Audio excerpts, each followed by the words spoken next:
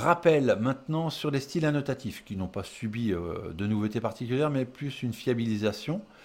On en avait parlé la dernière fois dans les nouveautés de la 2019. Donc un petit rappel.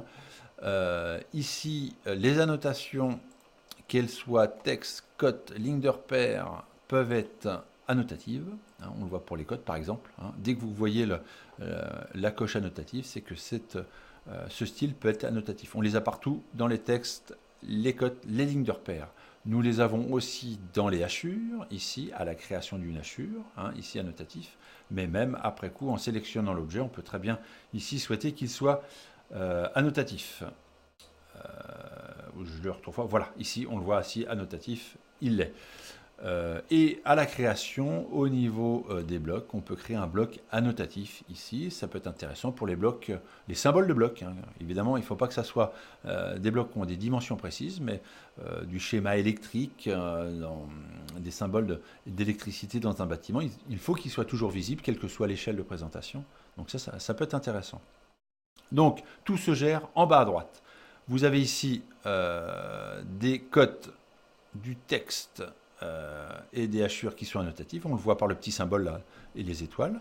Donc, on va pouvoir, plutôt que de changer de style, eh ben, on va tout simplement changer l'échelle pour changer l'affichage de tous ces types d'annotations. Voilà, au lieu d'aller bricoler à droite dans les propriétés ici, c'est beaucoup plus facile. Donc ça, c'est dans l'espace objet.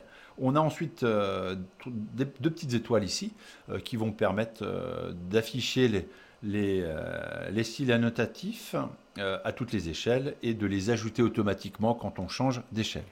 Là où c'est vraiment très intéressant, c'est surtout dans les présentations. Ici, j'ai 3 fenêtres de présentation où j'ai mon dessin qui est à 3 échelles quelconques. Et bien, vous allez voir que ici, en mettant l'échelle à 1,5, hop là, mon texte s'est automatiquement changé. Je vais même pouvoir lui dire que la cote, ici, je la veux à ce niveau-là.